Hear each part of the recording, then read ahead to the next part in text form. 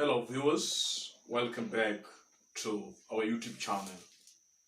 Today I would want us to consider an aspect of style from an incident in the park by Meja Mwangi in the anthology A Silent Song and Other Stories. So the aspect of style that I would want us to look at is that of satire. And it is imperative to note that writers do not just use language for the sake of it. Writers use language as a way of conveying their subject matter, the theme, and the thematic concern. So, after a second thought at the story, An Incident in the Park by Meja Mwangi, I have come to realize that the writer, to a greater extent, uses the style satire. Before that, viewers, allow me to continue thanking you for your support, for the likes, for the views, and subscriptions. Again, let me ask those who are visiting us for the first time to remember to click onto that subscribe button so that anytime we produce a video like this, YouTube will notify you. How has satire been used in Meja Mwangi's An Incident in the Park? What happens in this story is that Meja Mwangi tries to expose to us some of the challenges that are being faced by budding series that are still coming up. And he does this quite well by use of the style satire. At the beginning of the story, we are welcomed to an abandoned park in the middle of a city. And it is evident that the park is abandoned, as the drought has taken a heavy toll in the park. The ground is deep, dusty, brown, bare and parched. Dried bits of grass stick forlornly out of the numerous cracks like bleeding tongues of hell, out of hell, screaming for a drop of water. So the simile in which the dried bits of grass that stick out from the numerous cracks are compared, of course, directly to bleeding tongues out of hell screaming for a drop of water, in a humorous way castigates the abandonment of the park in this city. And it is also amazing to note that satire is an aspect of style whereby a writer criticizes an idea or a person in a humorous way. So humorously, the abandonment of the park is brought out using that of simile. Again, dry leaves of trees come out of thirsty trees. So through personification, trees are made to be thirsty. So that personification also brings out the satire at this point.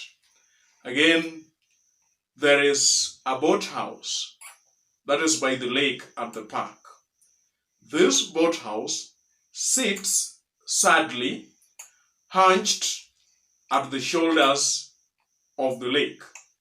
So through personification, the boathouse is given that kind of human trait of sitting, and of course sitting sadly at the shoulder of the lake. So this one just continues to reinforce the idea of the abandonment of this park. There is also what happens about the fish pond. Through contrast, the writer seems to tell us the previous condition of the fish pond and the current condition of the fish pond to bring about the environmental degradation that has taken place at the park. The writer writes that the fish pond dangerously overgrew with weeds. The yellow, blue, purple water lilies struggled with the colorless weeds. Where once there had been a blue and green surface, there was now an ugly mishmash of pond weeds. Where the pond flowers had once stuck their buds out in thick, colorful fingers and proclaimed odor, there now was a riot of unclassified intruders with bastard flowers. So previously, this fish pond seemed to have been taken good care of. But at this point in time, we see that things have gone from bad to worse, with no human intervention from the authorities that are responsible to bring order. The park soil of the northern bank of the fish pond had collapsed and reclaimed it, thereby forcing the murky brown water and the bewildered fish to the deeper, further end.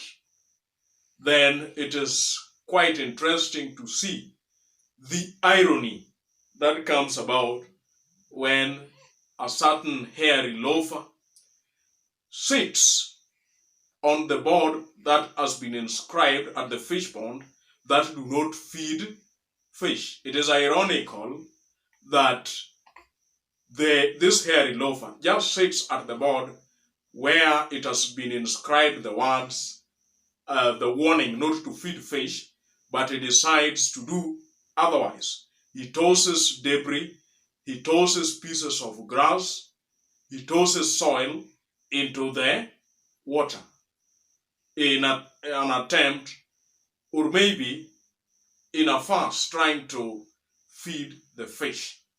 So all this, we can go on and on in this story, in some of the ways that the writer satirizes the management of the park.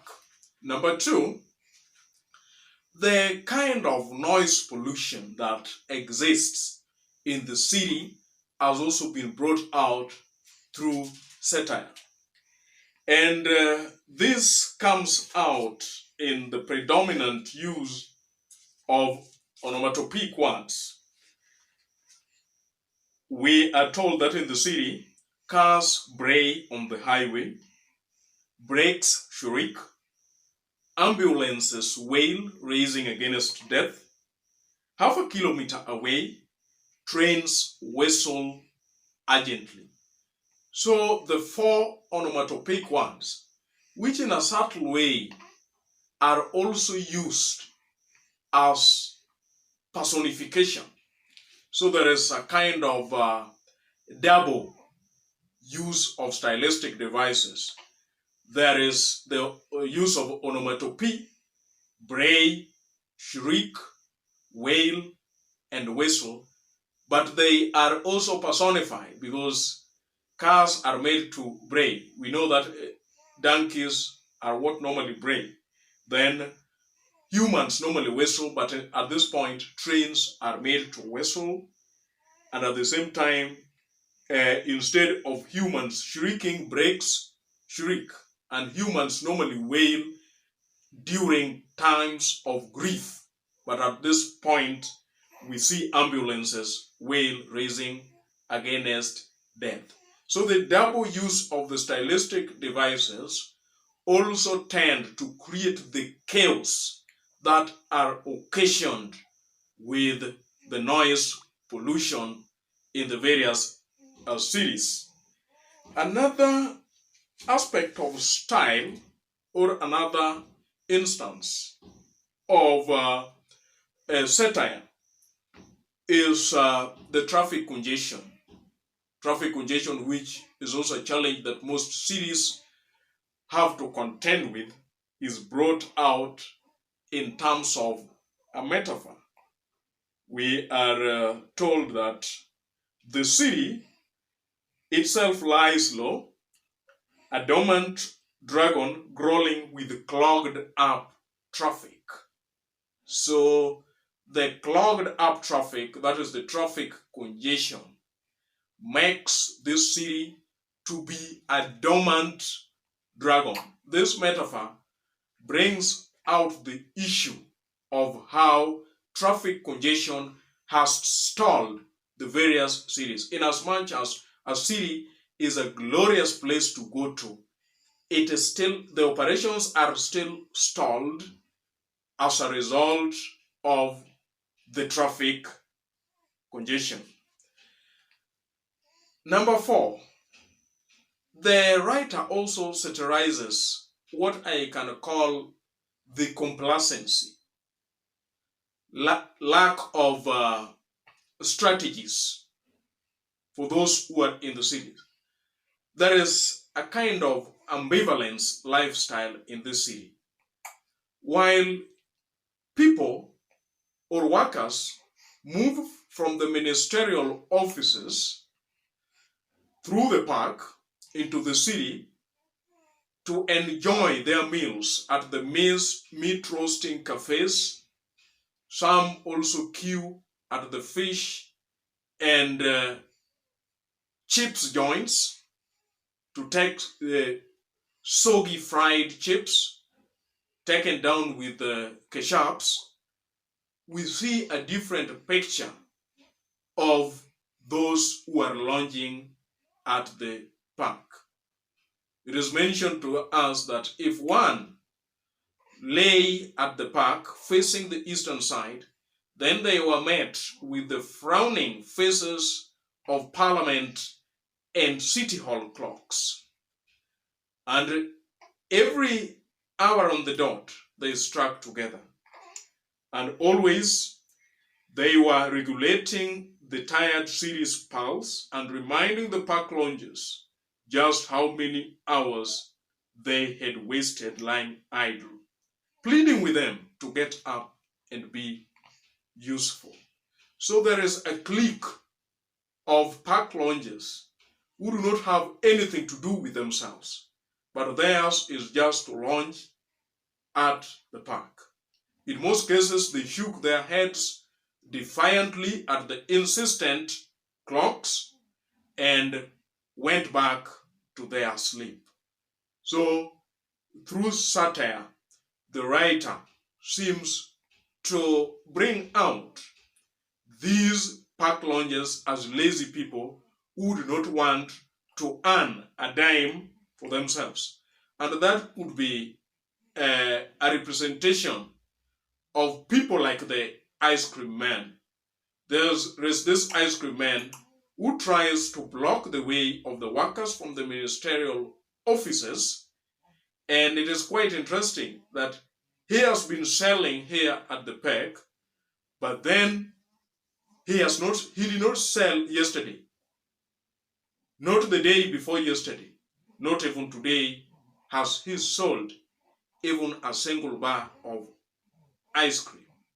And it is quite interesting that even the loafer that keeps throwing or tossing debris at the fish pond realizes that his task is that of futility and that he ought to go and sell the ice cream to children. Again, there is the fruit seller. There is this fruit seller who is introduced to be having oversized fruit baskets. Later on, he gets to have an altercation with the policeman who demands to see his license. When the policeman demands to see his license, he rummages through his pocket, knowing very well that the license does not lie there, and then he offers to give the policeman 5 shillings. So, to some extent, uh, in a satirical way, the writer is also trying to bring out the corruption among the city constables, that they would take bribes. When he finally offers 10 shillings and even the 2 fruit baskets, and the policemen do not set him free, he now breaks away from them and run away. Unfortunately, when the city constables go after him, screaming and shouting and asking for the support of the onlookers, he is nabbed by one of the passers-by. After that, he also shoots again, runs again. He's also lynched by another. Then later on, he falls into a ditch. After falling into the ditch, then stones come flying into him. And before he knows it, he is dead. Mob justice has been committed. So another aspect of satire also comes about by the reaction of these city people. You know, it is the city constables who have been running after these men. But then it is quite interesting that the city men decide to kill him, not knowing what he has committed. So viewers, those are some of the instances of satire in this story, An Incident in the Park by Meja.